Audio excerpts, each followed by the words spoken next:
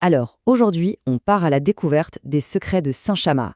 C'est une petite ville de Provence, pittoresque, mais ne vous y trompez pas, son histoire est bien plus mouvementée qu'on ne l'imagine.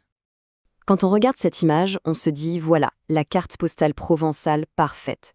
Et pourtant, derrière cette apparence si tranquille, il y a toute une histoire de bouleversement, mais aussi, et surtout, de résilience. Ok, alors, pour bien commencer, on va d'abord situer un peu Saint-Chamas, voir ce qu'il a défini aujourd'hui. Et juste après, promis, on plonge dans son passé absolument fascinant. Alors voilà les faits, en bref. On est en France, bien sûr, en Provence-Alpes-Côte d'Azur, juste au bord de l'étang de Berre. C'est pas une grande ville, un peu plus de 800 habitants en 2022. Et ce qui est intéressant, c'est qu'elle est proche de grands centres comme Marseille, mais elle a vraiment su garder sa propre identité. Son surnom historique, c'était Port Chamas, ça en dit déjà long. Mais attention, pour vraiment saisir l'âme de Saint-Chamas, il ne suffit pas de regarder les cartes modernes. Non, non, il faut remonter beaucoup, beaucoup plus loin. Son histoire, elle a des racines qui plongent des milliers d'années en arrière. Et cette histoire, elle commence donc avec les tout premiers habitants de la région. On va passer des grottes préhistoriques jusqu'aux merveilles de l'ingénierie romaine, des constructions qui ont laissé une empreinte, mais alors une empreinte durable sur le paysage. Regardez ça. On parle du Paléolithique, avec des traces d'occupation humaine dans l'abri du Collet du Verdon. C'est dire si l'endroit a toujours été stratégique. Après, on a eu des tribus ligures, celtes, et puis bien sûr les Romains, qui débarquent au 1er siècle avant notre ère. Et même au Moyen-Âge, en 969, on parle déjà d'une forteresse en ruine. Bref, tout le monde a compris l'importance de ce lieu et y a laissé sa marque. Et s'il y a bien un vestige absolument spectaculaire de ce passé antique, c'est lui, le pont Flavian. C'est un pur chef-d'œuvre d'ingénierie romaine, construit sur l'empereur Auguste pour faire passer la route entre Arles et Marseille. Il est là, il enjambe la Toulouse depuis plus de 2000 ans. C'est juste incroyable. Alors après la période romaine, les temps deviennent plus incertains. Et qu'est-ce qui se passe? Eh bien, le village se replie. Il grimpe sur le Bao, cette colline de calcaire qui domine l'étang. C'était bien plus facile à défendre. C'est un schéma qu'on retrouve un peu partout pendant le Moyen-Âge, qui était, on le sait, assez tumultueux. Et puis, l'histoire de la ville bascule, littéralement. On passe du sommet de la colline, où tout était question de défense, à la vie qui redescend vers le port, en contrebas. C'est le début d'une toute nouvelle ère, une ère d'expansion et de modernisation. Le XVIIe siècle, c'est vraiment une transformation radicale. Le vieux village, sur sa colline, le Baou, est peu à peu abandonné. On construit de nouveaux quartiers en bas.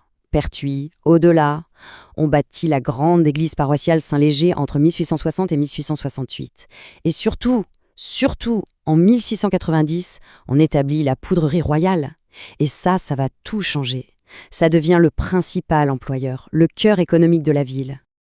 Alors, la ville grandit, c'est super, mais ça crée un nouveau problème. On a 2 quartiers principaux, mais pour passer de l'un à l'autre, il n'y a qu'un seul tunnel, tout étroit, qu'on appelait la Goule. Pas très pratique. Et puis, en 1863, patatras, le tunnel s'effondre. C'est une catastrophe, mais c'est aussi une opportunité. C'est ce qui va forcer la ville à se réinventer et à construire le magnifique pont de l'Horloge. Et là, c'est parfait, on voit très bien cette évolution. D'un côté, l'église historique sur la colline, le vieux cœur religieux. De l'autre, en bas, le pont qui modernise tout, qui relie le nouveau centre civique et commercial. C'est vraiment la ville qui se transforme, qui connecte son passé et son avenir. Mais voilà, cette industrie, la poudrerie, qui a fait la richesse de la ville, qui a nourri sa croissance, elle va aussi devenir la source de sa plus grande et de sa plus terrible tragédie. L'année, c'est 1936. Une explosion catastrophique à la poudrerie. 53 morts, 200 blessés. Le bilan est effroyable. C'est l'une des pires catastrophes industrielles que la France ait connues au XXe siècle. Une tragédie qui va marquer la ville au fer rouge, pour toujours. Et ce n'est pas tout, il y a une seconde explosion mortelle en 1940. Finalement, l'usine ferme définitivement ses portes en 1974. C'est la fin d'une ère, l'ère industrielle, qui a été à la fois la source de la prospérité de Saint-Chamas et de sa plus grande douleur, eh bien, elle laisse la place à autre chose. Aujourd'hui, le terrain de l'ancienne poudrerie, c'est une réserve naturelle. Alors, la question qui se pose, c'est comment est-ce qu'une communauté peut se remettre d'un traumatisme pareil? Comment fait-elle pour se redéfinir et regarder vers l'avenir? Eh bien, la réponse est là, en partie, dans les chiffres. Regardez ce graphique. C'est l'histoire d'une renaissance. En 1936, juste avant le drame, on avait un peu plus de 3000 habitants. Après le choc, après la guerre, regardez la courbe. Ça remonte, ça ne s'arrête plus. Aujourd'hui, on est à plus de 8600. La population a presque triplé. C'est la preuve d'une résilience incroyable. Et c'est ça, Saint-Chamas aujourd'hui. Une ville qui a su trouver un équilibre presque parfait. Elle a gardé son charme de village provençal, son histoire, tout en étant connectée aux grands centres économiques de la région. C'est ce mélange qui en fait un lieu de vie si recherché. Elle a réussi à se moderniser, sans jamais perdre son âme. Et au final, toute l'histoire de Saint-Chamas nous amène à cette question. Une question qui va bien au-delà de cette petite ville. Comment est-ce qu'un endroit peut honorer son histoire, même ses moments les plus sombres, tout en se tournant résolument vers l'avenir? Peut-être qu'une partie de la réponse se trouve dans des symboles comme celui-ci, le coq, fièrement planté sur le pont de l'horloge. Il nous rappelle que l'identité d'un lieu, son âme, ça ne se forge pas seulement dans la beauté ou la prospérité.